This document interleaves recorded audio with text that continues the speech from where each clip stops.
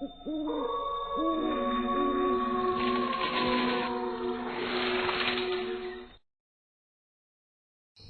एक हफ्ते से बिना कुछ खाए पिए उसका चेहरा बिल्कुल पीला पड़ गया था। होठों पर एक मोटी सूखी पापड़ी जम गई थी। उसने अपने फोन को अपने हाथों में कस के पकड़ा हुआ था और लगातार वो बस अपने फोन की स्क्रीन पर ही देखे जा रही थी। उसके बगल में खड़ी हुई एक औरत बार बार उसे खाने और पीने के लिए बोल रही थी, लेकिन वो अपना ध्यान फोन की स्क्रीन से हटा ही नहीं रही थी और बार बार बस एक ही शब्द बोले जा रही थी। तुम कहाँ हो? मुझसे बात करो, मुझे तुम्हारे पास आना है। तुमने वादा किया था, तुम मुझसे मिलने आओगे। तुम क्यों नहीं आ रहे हो? मुझसे बात करो ना, मुझे फोन करो ना, मुझे अपने पास ले जाओ। मैं तुम्हारे बिना नहीं रह सकती। 17 साल की किरण एक बहुत ही ज्यादा खूबसूरत लड़की थी। हमेशा से ही वो पढ़ाई में बहुत ज्यादा अच्छी थी।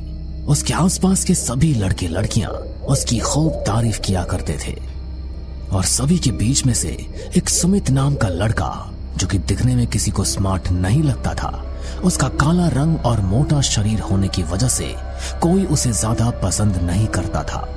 वो किरण को बहुत पसंद करता था। उसने कई बार किरण से अपने दिल की बात भी कही थी, लेकिन किरण हर बार उसे मना कर देती थी। ऐसे ही एक दिन किरण उसे सुनाते हुए बोलती है, जब मैं तुमसे 1000 बार बोल चुकी हूँ कि मेरा तुम्हारा कोई मैच नहीं है, तो तुम बार बार क्यों अपनी ये गंदी सी शक्ल उठाकर मेरे सामने आ जाते हो? अरे यार, इंसान हो या पजामा, जिसे एक ही बात समझ नहीं आ रही है, तुम्हारा और मेरा कोई मेल नहीं है, समझे तुम? सुमित कुछ भी नहीं कहता और वहाँ से चला जाता है। किरण अपनी कॉलेज की पढ़ाई में बिजी हो जाती है। कई दिन बीत जाते हैं, लेकिन सुमित अभी भी कॉलेज नहीं आ रहा था। किरण के दिल में अचानक से ही सुमित को लेकर अब एक अजीब सी चिंता होने लगी थी। ऐसे एक दिन किरण अपनी सहेली राइमा से बोलती है, राइमा, सुमित कॉलेज क्यों नहीं आ रहा है? तुम्हें पता है क्या? मुझे नहीं पता, लेकिन तुम्हें उसकी इतनी चिंता क्यों हो रही है? मुझे उससे बात करनी है, मुझे बेचैनी हो रही है, मेरी उससे बात करवा दो। तुम ठीक तो हो ना किरण? कल तक तुम तो जो सुमित को देखना भी नहीं चाहती थी, आज उससे बात करने के लिए इतना तड़प रही हो। मुझे बस सुमित से बात करनी है, मेरी सुमित से बात करवा दो। वो कहाँ है? वो ठीक तो है ना? किरण की बेचैनी देखकर राइमा को बड़ा अजीब सा लगता है। वो इंस्टाग्राम से किरण को सुमित का नंबर निकाल कर देती है, लेकिन सुमित फोन नहीं उठाता। किरण पागलों की तरह रोना शुरू कर देती है। किरण के सारे ही दोस्त अचानक से किरण की सुमित के प्रति ऐसा लगाव देखकर बड़े हैरान हो जाते हैं। किसी को कुछ भी समझ नहीं आ रहा था कि आखिर ये सब क्या हो रहा है। तभी किरण के फोन पर सुमित का फोन आता है। बोलो, क्या काम है? क्यों फोन कर रही हो मुझे? सुमित, तुम कहाँ हो? तुम मुझसे बात क्यों नहीं कर रहे हो? तुम्हें पता है ना मुझे तुम्हारी कितनी चिंता हो रही है। लेकिन मैं तुमसे कोई बात नहीं करना चाहता। ऐसा मत कहो, तुम अगर मुझसे बात नहीं करोगे तो मैं मर जाऊंगी। मरना है तो मर जाओ, लेकिन मैं तुमसे बात नहीं करूंगा। सुमित फोन काट देता है, लेकिन किरण फिर भी पागलों की तरह बार बार जब तक उसके फोन की बैटरी खत्म नहीं हो जाती तब तक वो सुमित को फोन करती रहती है। आखिर किसी तरीके से किरण की सुमित से बात हो जाती है।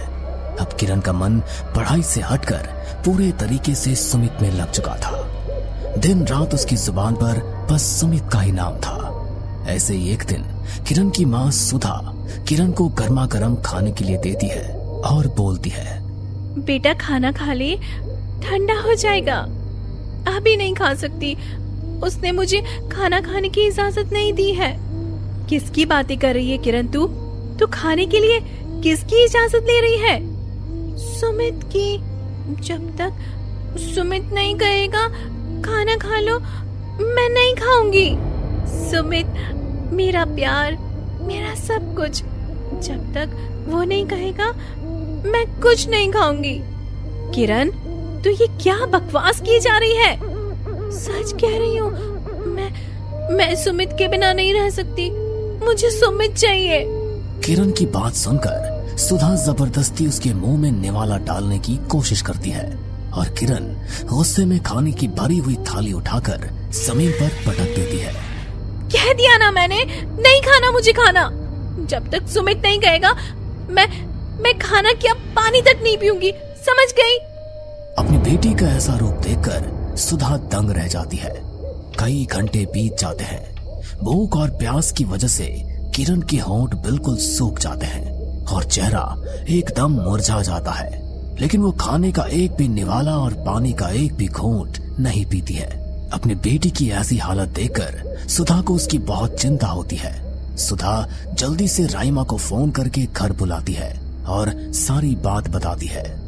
मुझे खुद समझ नहीं आ रहा है आंटी जी, कल तक किरण जिस लड़की को अपने आसपास में भी बर्दाश्त नहीं कर सकती थी, आज वो बस उसी के नाम की माला जपे जा रही है।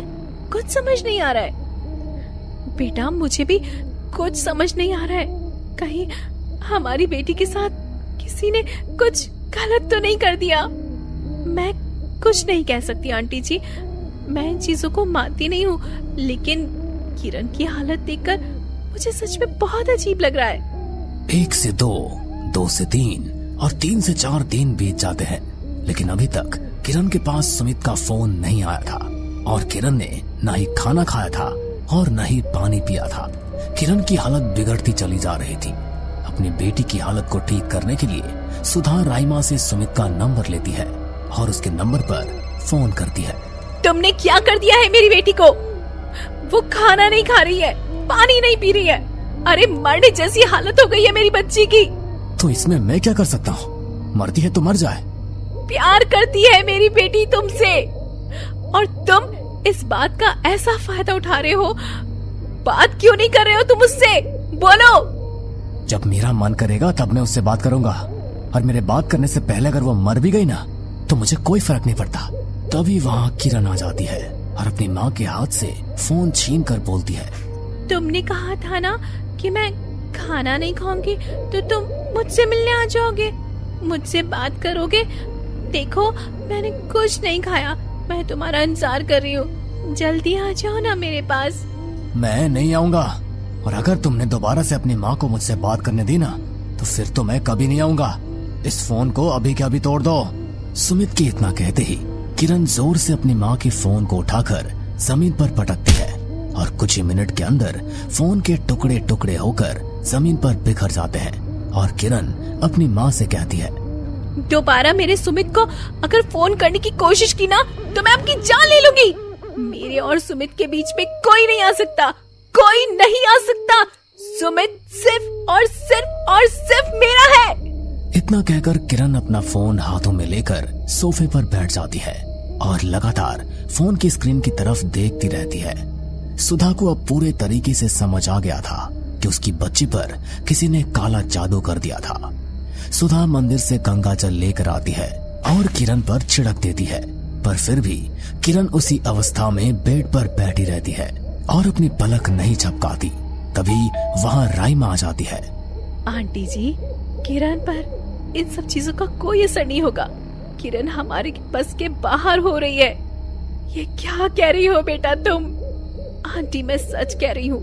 किरण की हालत को देखते हुए मैंने इस चीज की छानबीन की और किरण के साथ जो कुछ भी हो रहा है ये कोई भूत प्रेत नहीं बल्कि वशीकरण है। किरण पर किसी ने वशीकरण किया है आंटी जी। वशीकरण? मगर वशीकरण क्यों बेटा?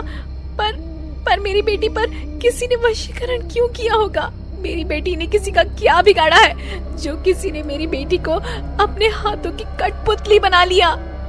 हमें जल्दी कुछ करना होगा आंटी, वरना यह वशीकरण किरण की जान ले लेगा। पर हम कहाँ लेकर जाएं हमारी किरण को? हमारी मर्जी से तो वो कुछ भी नहीं करेगी। जो भी करेगी वो सुमित की मर्जी से ही करेगी। सुधा की बात सुनकर राइमा सुधा को लेकर एक शमशान घाट में रहने वाले अघोरी बाबा के पास जाती है। उन दोनों को देखते ही अघोरी बाबा दूर से ही बोलने लगते हैं। आ गई तुम, बहुत समय लगा दिया। तुम्हारी बेटी अब ज्यादा दिन की मेहमान नहीं है। ऐसा मत कहिए बाबा जी, ऐसा मत कहिए। आखिर क्यों और किस लिए मेरी बेटी पर वशीकरण की क्रिया की गई है? उसे इस क्रिया से मुक्त करवा दीजिए बाबा जी, मैं आपके हाथ जोड़ती हूँ। वशीकरण वही तोड़ सकता है जिसने वशीकरण किया है। वशीकरण को तोड़ना कोई छोटी मोटी बात नहीं है। हम बहुत उम्मीद लेकर आए हैं बाबा जी आपके पास, मेरी सहेली की जान बचा लीजिए। जाओ, जाकर जबरदस्ती अपनी बेटी को यहाँ लेकर आओ। मैं उसे उसके वशीकरण से मुक्त कर दूंगा। उसके बाद ही तुम्हें बताऊंगा कि क्यों और किस लिए उस पर वशीकरण किया गया है। अघोरी के कहने पर राइमा और सुधा जैसे तैसे बड़ी ही जोर जबरदस्ती के साथ किरण को अघोरी बाबा के पास ले आते हैं। अघोरी बाबा किरण के हाथ पैर पूरे तरीके से बांध देते हैं और उसके ऊपर भस्म फेंकते हैं। तभी अघोरी बाबा बोलते हैं, तूने सुमित को अपने अंग वस्त्र दिए थे? हाँ दिए थे। तूने अपने बाल, अपना रुमाल और अपनी कई चीजें सुमित को दी थी? क्योंकि सुमित ने मुझसे मांगा तो मैंने उसे सब कुछ दे दिया। वो लड़का सुमित तुम्हारी बेटी को प्यार करता था, लेकिन किरण ने कभी उसे हाँ नहीं कहा। और किरण पर वशीकरण की क्रिया करवाने में सिर्फ सुमित का ही नहीं बल्कि किरण के और भी कई दोस्तों का हाथ है। किरण पर सिर्फ एक बार नहीं बल्कि बार बार वशीकरण की क्रिया की जा रही है। पर सब ऐसा क्यों कर रहे हैं? आखिर क्यों हर कोई मेरी बेटी के पीछे पड़ा है? किरण एक खूबसूरत और एक बहुत ही ज्यादा अच्छी विद्यार्थी है। जहाँ सुमित किरण से उसकी बेइज्जती का बदला ले रहा है, वहीं बाकी के लोग किरण से अपनी जलन का बदला ले रहे हैं। ऐसे ही एक एक करके अघोरी बाबा किरण के मुंह से सारा सच निकलवाते हैं कि किस तरह किरण जब अपने दोस्तों के साथ घुमा फिरा करती थी तो उसके दोस्त उसके मेकअप प्रोडक्ट्स, उसका परफ्यूम और आदि चीजों को उसके बैग से चुरा लिया करते थे। और सभी लोगों ने एक साथ सुमित के साथ मिलकर किरण पर वशीकरण की क्रिया की थी। अघोरी बाबा के तंत्र मंत्र से किरण वशीकरण से मुक्त हो जाती है और एक नए सिरे से अपनी जिंदगी को शुरू करती है। लेकिन आज भी जब कभी भी सुमित का नाम किरण के कानों में पड़ता है तो किरण एकदम सतर्क हो जाती है और वह भयानक यादें फिर से उसके जख्मों को ताजा कर देती है। रात के 2 बज रहे थे। प्रिया का पति रुपेश उसके बगल में लेटा खर्राटे भर रहा था, जबकि उसकी आंखों से नींद कोसों दूर थी। प्रिया समझ नहीं पा रही थी कि ये उसकी प्रेगनेंसी के कारण हो रहा है या बाहर से आ रही बिल्ली की लगातार रोने की आवाज के कारण। उफ, आधा घंटा हो गया है। एक तो मौसम इतना खराब है, ऊपर से ये बिल्ली रोए ही जा रही है। अब तो इसके रोने की आवाज मेरी बर्दाश्त से बाहर हो रही है। बिल्ली को भगाने के लिए प्रिया अपने कमरे से निकलकर आंगन की तरफ आती है तो ना जाने कहां से 2-3 चमगादड़ उसके सिर के बिल्कुल नजदीक से पंख फड़फड़ाते हुए निकल जाते हैं। चमगादड़ों को देखकर प्रिया का दिल धक से रह गया था। तेज बारिश में आंगन की दीवार के ऊपर बैठी हुई काली बिल्ली ऐसा लग रहा था जैसे उसे ही घूरती हुई रो रही हो। रात के अंधेरे में बिल्ली की आंखें बिल्कुल बल्ब की तरह चमक रही थी। आधे घंटे से मनहूस आवाज में रो रही बिल्ली अचानक ही प्रिया को देखकर वहां से भाग जाती है। प्रिया भी बिल्ली के जाने के बाद अपने कमरे में जाकर सो जाती है। सुबह उठकर वह अपने पति रुपेश को रात के बारे में बताती है। अरे क्या कुछ भी बोलती हो? तुमने कोई सपना देखा होगा। रात में तो कोई बारिश नहीं हुई, न ही मैंने किसी बिल्ली के रोने की आवाज सुनी। प्रिया को समझ नहीं आ रहा था कि वो रुपेश को कैसे यकीन दिलाए। प्रिया की बात को अनसुना कर रुपेश अपने ऑफिस के लिए निकल जाता है। रुपेश के जाने के बाद प्रिया देखती है कि उसके घर के मेन डोर के पास पानी की एक लंबी सी लकीर बनी हुई है। यहाँ अचानक पानी कहाँ से आ गया? मैंने तो आज बाहर पानी से कुछ भी काम नहीं किया। अपनी शंका को मन में दबाए वो लिविंग रूम में बैठकर टीवी देखने लगती है। तभी उसे ऐसा लगता है कि जैसे अंदर के कमरे से कोई सिसकते हुए दरवाजा खटखटा रहा है। प्रिया को कुछ अजीब सा महसूस हो रहा था। वो अच्छी तरह जानती थी कि घर में उसके अलावा कोई भी नहीं है। ऐसे में अंदर के कमरे से आती आवाज से उसका दिल बैठा जा रहा था। घबराते हुए उसने अंदर के कमरे का दरवाजा खोल कर देखा तो पाया कि अंदर कोई भी नहीं था। अपनी उखड़ती सांसों को काबू करती हुई वह फिर से लिविंग रूम में आकर बैठ गई थी। प्रिया को दिन में काम करते हुए कई बार ऐसा लगा जैसे आसपास छिपकर कोई उस पर नजर बनाए रखे हुए है। कभी लगता कोई घर में अचानक से यहाँ से वहां गया है, तो कभी अचानक से पर्दे हिलने लगते। अपने नास्तिक पति को विश्वास दिलाने के लिए प्रिया के पास कोई ठोस सबूत तो नहीं था, परंतु उसे इतना जरूर समझ आ गया था कि उसके साथ कुछ तो अजीब हो रहा है। शाम को जब रुपेश घर आया तो उसने महसूस किया कि प्रिया की बार बार सांस उखड़ रही है। प्रिया क्या बात है? तुम्हारी तबीयत ठीक नहीं है क्या? रुपेश, मेरी तबीयत ठीक है, लेकिन मेरे आसपास कुछ है जो मुझे अपने होने का एहसास करा रहा है। ये क्या पागलों जैसी बातें कर रही हो? प्रेगनेंसी का 8वां महीना चल रहा है। कुछ अच्छी बातें पढ़ो, कुछ अच्छा सोचो, अच्छा देखो। ये सब हार्मोन्स चेंजेस की वजह से हो रहा है और कुछ नहीं। प्रिया जानती थी रुपेश उसकी बात पर यकीन नहीं करेगा, इसलिए उसने बात को ज्यादा नहीं बढ़ाया। अगले 1-2 दिन बड़ी शांति सी बीत गए थे, जिसकी वजह से प्रिया को भी लगा कि शायद उसे प्रेगनेंसी के कारण अजीबोगरीब ख्याल आ रहे थे। शाम का समय था, रुपेश के घर लौटने का समय हो रहा था। अचानक ही प्रिया को मेन गेट खोलने की आवाज सुनाई दी। रुपेश शाम के समय मेन गेट से अंदर आकर बरामदे में गाड़ी खड़ी करने के बाद गेट लॉक करके अंदर आता था और फ्रेश होकर चेंज करके ही लिविंग रूम में आता था। आज भी प्रिया को गेट खोलने और गाड़ी रुकने की आवाज सुनाई दी तो वह रसोई में पहुंच गई। जल्दी से चाय रख देती हूँ, जब तक रुपेश फ्रेश होकर आएंगे चाय रेडी हो जाएगी, फिर आराम से साथ में बैठकर पियेंगे। चाय बनकर तैयार हो गई थी, लेकिन रुपेश अभी भी बाथरूम से बाहर नहीं आया था। प्रिया को बाथरूम से पानी गिरने की आवाज सुनाई दे रही थी। जब 10 मिनट तक भी रुपेश बाथरूम से नहीं निकला तो प्रिया ने जाकर दरवाजा खटखटाया, लेकिन अभी भी रुपेश जवाब नहीं दे रहा था। क्या हो गया? इतनी देर हो गई, अभी तक बाहर नहीं आए। प्रिया ने बाथरूम का लॉक घुमाया तो धप से दरवाजा खुल गया। अंदर कोई भी नहीं था। बाथरूम खाली पड़ा था और नल से लगातार पानी बह रहा था। प्रिया घबराकर लिविंग रूम की तरफ आती है, तभी उसे गेट खुलने और गाड़ी अंदर आने की आवाज सुनाई देती है। प्रिया अब डर से पसीने पसीने हो रही थी। तभी रुपेश अंदर आ जाता है। प्रिया कैसी हो? तबीयत तो ठीक है ना?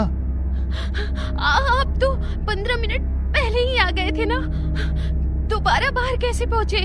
अरे यार क्या बकवास कर रही हो? मैं तो अभी अंदर आ रहा हूँ। तुम्हारी तबीयत पूछने के लिए मैं सीधा अंदर आ गया था और अभी तो मैंने हाथ पैर भी नहीं धोए हैं।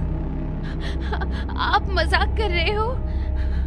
फिर बाथरूम का नल किसने खोला? अरे बाबा, फिर से तुम्हारा तमाशा चालू हो गया। कौन रहता है तुम्हारे सिवा? तुम ही ने खोला होगा। रुपेश प्रिया के साथ बाथरूम तक पहुंचता है तो देखता है बाथरूम का नल बंद है और वहां पानी की एक बूंद भी नहीं है। अब बस बहुत हो गया। तुम कल साइकियाट्रिस्ट के पास चल रही हो। अगले ही दिन रुपेश प्रिया को एक साइकियाट्रिस्ट को दिखाने ले जाता है। साइकियाट्रिस्ट के बताए अनुसार प्रिया रात को अपनी नींद की दवा खाकर सो रही थी कि अचानक उसे फिर से किसी 8-10 साल के बच्चे की रोने की आवाज सुनाई देती है। प्रिया उठकर अंदर के कमरे की ओर बढ़ती है। अंदर से दरवाजा खटखटाने और रोने की आवाज सुनाई दे रही थी। प्रिया दरवाजा खोलती है तो उसे एक लाल आंखों वाला एक बच्चा छत से उल्टा लटका हुआ दिखाई देता है, जिसे देखकर वह चीख कर उल्टे पैर वहां से भागते हुए बाहर आ जाती है। प्रिया की चीख सुनकर रुपेश भी दौड़ते हुए वहां पहुंच जाता है। अरे तुम तो नींद की दवा खाकर सोई थी ना, उठ कैसे गई और चीखी क्यों? रुपेश, अंदर एक बच्चा लटका हुआ है, मुझे बहुत डर लग रहा है। यहाँ कुछ है। अरे क्या बात कर रही हो यार? आओ मेरे साथ, मैं देखता हूँ। रुपेश कमरे के अंदर जाकर लाइट जलाता है, लेकिन कमरा तो बिल्कुल खाली था।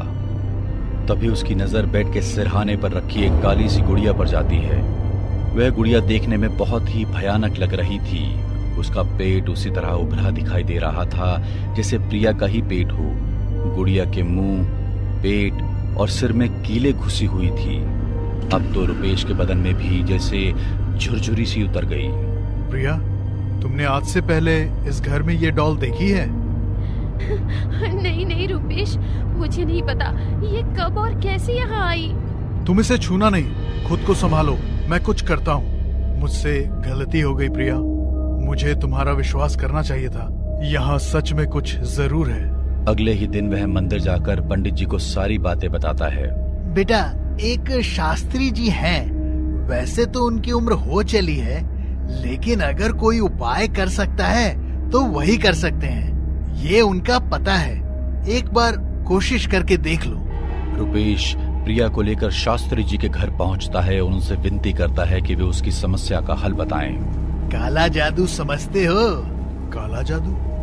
हाँ, तुम्हारी पत्नी पर किसी ने काला जादू किया है। लेकिन हमने तो कभी किसी के साथ बुरा नहीं किया शास्त्री जी, तो ये हमारे साथ ही क्यों? एक काम करो, तुम बाजार जाकर एक पपीता लेकर आओ। मैं यहाँ बाकी की तैयारी करता हूँ। इस विधि के बाद पता चलेगा कि किसने और कैसे ये जादू किया है। शास्त्री जी के कहने पर रुपेश तुरंत एक पपीता लेकर उनके पास आ जाता है। शास्त्री जी ने अपने मंत्रों की शक्ति से उसे अभिमंत्रित किया और फिर रुपेश से कहा, ये लो चाकू, इसे 2 भाग में काटो। शास्त्री जी के कहने पर रुपेश ने पपीते को 2 भागों में काट दिया। पपीते के अंदर का दृश्य देखकर रुपेश और प्रिया ने दांतों तले उंगली दबा ली। पपीते के अंदर एक रुमाल, प्रिया की शादी के जोड़े की कतरन और कुछ बाल मिले थे। ये तो मेरा रुमाल है, मुझे अच्छी तरह याद है। कुछ दिन पहले ये खो गया था। और ये तो मेरी शादी के जोड़े का टुकड़ा है। यहाँ कैसे आ गया? किसने काटा होगा? बेटा, यही वो सामान है जिस पर काला जादू किया गया है, और जिसने भी ये जादू किया है वो तुम्हारे बहुत करीबी है। तेरी गर्भवती पत्नी पर मृत्यु का तंत्र उपयोग हुआ है। काला जादू तय समय सीमा के अंदर काम करता है, तो तेरी पत्नी के पास बस 15 दिन का समय शेष है। शास्त्री जी की बात सुनकर रुपेश के तो जैसे पैरों तले जमीन खिसक गई थी। बाबा, मैं आपके हाथ जोड़ता हूँ, कुछ भी करके मेरी पत्नी को बचा लीजिए। बेटा, उपाय तो है, लेकिन उसके लिए मुझे तंत्र पलटना होगा। अपने करीबी की मौत का भार सह सकोगे?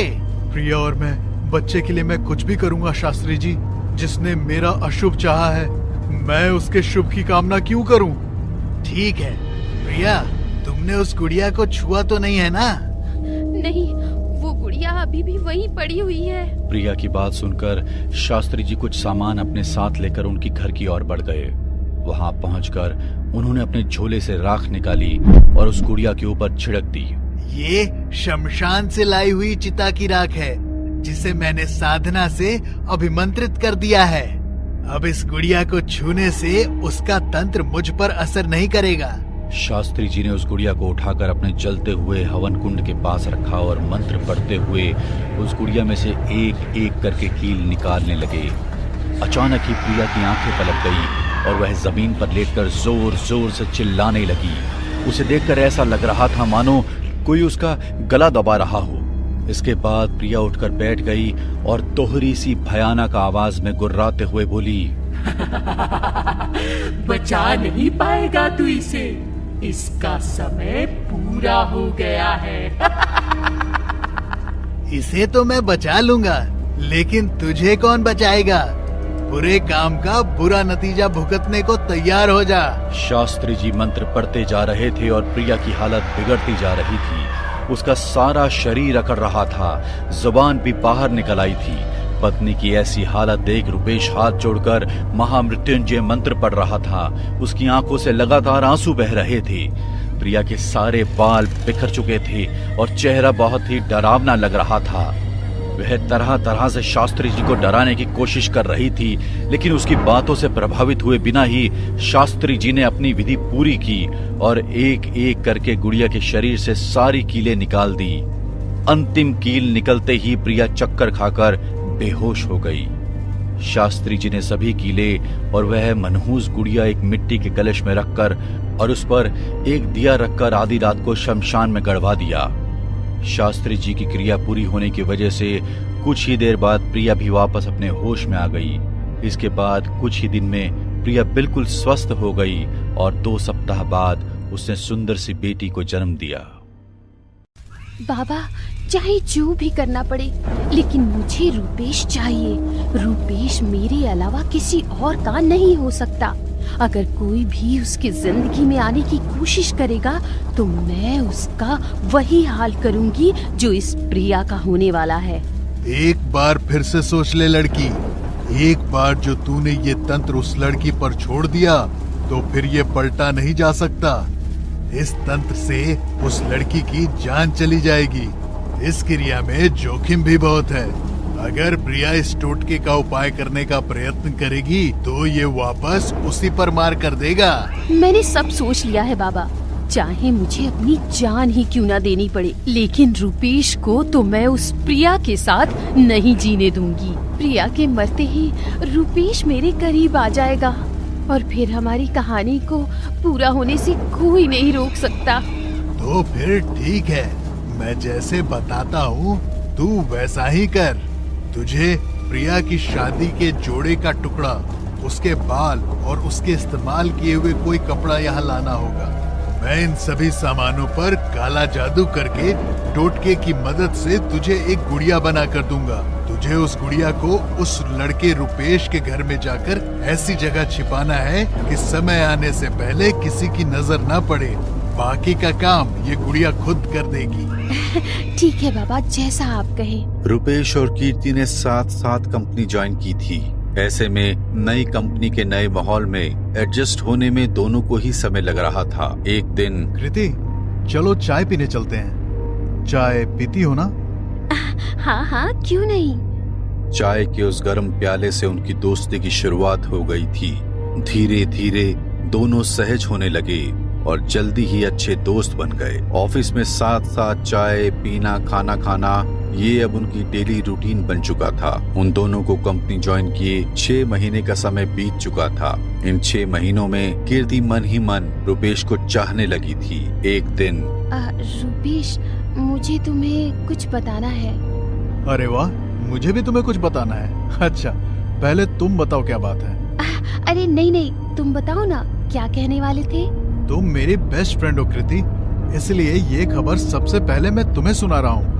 मेरी शादी फिक्स हो गई है और आज से ठीक 1 महीने बाद मेरी शादी है। क्या? शादी? लेकिन किससे? अरे प्रिया से, मेरी बचपन की साथी, मेरी इंस्पिरेशन।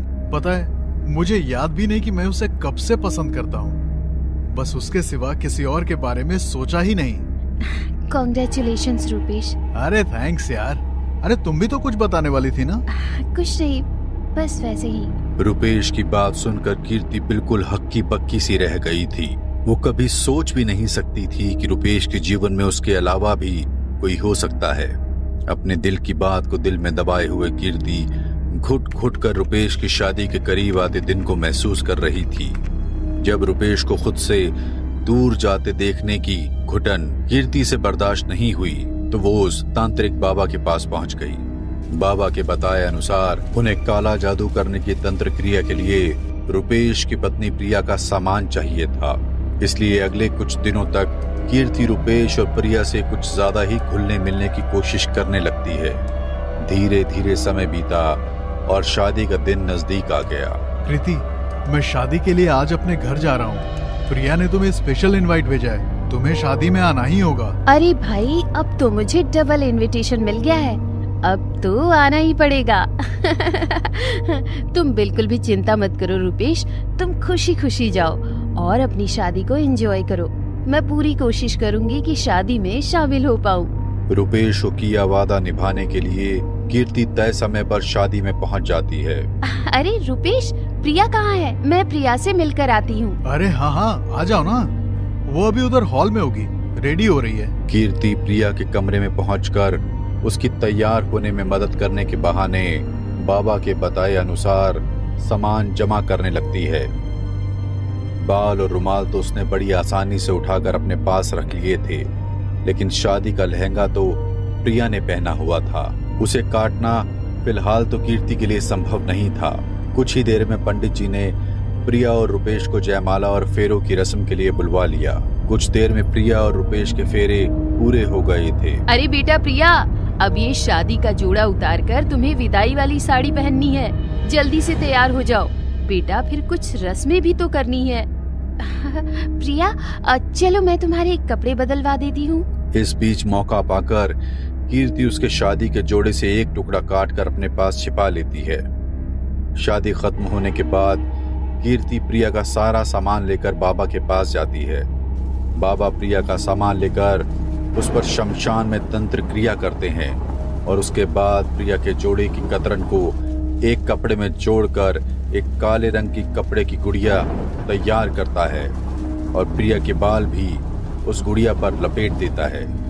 सारी रात उस गुड़िया पर काला जादू करने के बाद बाबा वह गुड़िया वापस कीर्ति को दे देते हैं। शादी के बाद रुपेश अपनी नवविवाहिता पत्नी को लेकर शहर में रहने के लिए आ गया था। एक दिन कीर्ति प्रिया से मिलने के बहाने उसके घर आती है और चुपके से वह काला जादू की हुई गुड़िया एक कमरे में छिपाकर बड़े आराम से प्रिया के घर से बाहर निकल आती है। कुछ ही दिन बीतते हैं तो एक दिन पता चलता है कि प्रिया प्रेग्नेंट हो गई है। प्रिया की प्रेगनेंसी की खबर सुनकर कीर्ति के क्रोध का अब कोई ठिकाना ही नहीं था। कीर्ति एक बार फिर बाबा से मिलने जाती है। बस अब मुझसे और बर्दाश्त नहीं हो रहा है बाबा। अगर इस प्रिया का बच्चा इस दुनिया में आ गया तो रुपेश मुझसे छिन जाएगा। अब आपको कुछ ऐसा करना होगा कि ये प्रिया और इसका बच्चा दोनों का नामो निशान रुपेश के जीवन से मिट जाए। कोई भी तंत्र 2 दिन में प्रभाव नहीं होता। तंत्र को काम करने में समय लगता है, किंतु अगर तू चाहती है कि उस प्रिया की बच्चे की गर्भ में ही मौत हो जाए तो तुझे अपना अंग दान करना होगा। उसके बाद तुझे फिक्र करने की कोई जरूरत नहीं होगी। अंगदान? अंगदान का मतलब मैं समझी नहीं बाबा। अंगदान का मतलब किसी और का रक्त बहाने से पहले तुझे भी अपनी पात्रता सिद्ध करनी होगी। प्रिया का खून तभी बह सकेगा जब तू अपने पूरे होशो हवास में अपना कोई भी अंग काट कर शैतान को समर्पित करेगी। हाँ हाँ, मैं कर सकती हूँ। शैतान को मुझे चुनने के लिए जो भी करना पड़े मैं कभी पीछे नहीं हटूंगी। तो फिर ठीक है, सामने रखे इस चाकू से अपनी कनिष्ठ उंगली काट कर अग्नि को समर्पित करो। उसके बाद तुम शैतान से जो मांगोगी तुम्हें अवश्य मिलेगा। बाबा के कहे अनुसार कीर्ति सामने रखे चाकू से अपनी उंगली काटकर हवन में डाल देती है। कुछ देर तक मंत्र सिद्धि करने के बाद बाबा एक जल से भरा कलश कीर्ति को देते हैं। ये अभिमंत्रित कलश है। सुबह दिन निकलने से पहले तुझे ये जल उसके मुख्य द्वार पर गिराना है ताकि कोई तुझे ये करते हुए देख ना पाए। लगातार 7 दिनों तक ये टोटका करने के बाद प्रिया अपने होश हवास खोने लगेगी। मेरी भेजी हुई काली शक्तियां उसके घर के अंदर हर तरफ मंडराने लगेगी। इससे पहले कि वो कुछ भी समझ पाएगी, मेरा काला जादू अपना काम कर चुका होगा। बाबा के बताए नुस्खे को अंजाम देने के लिए कीर्ति सबसे पहले रुपेश की कॉलोनी में ही फ्लैट ढूंढने लगती है।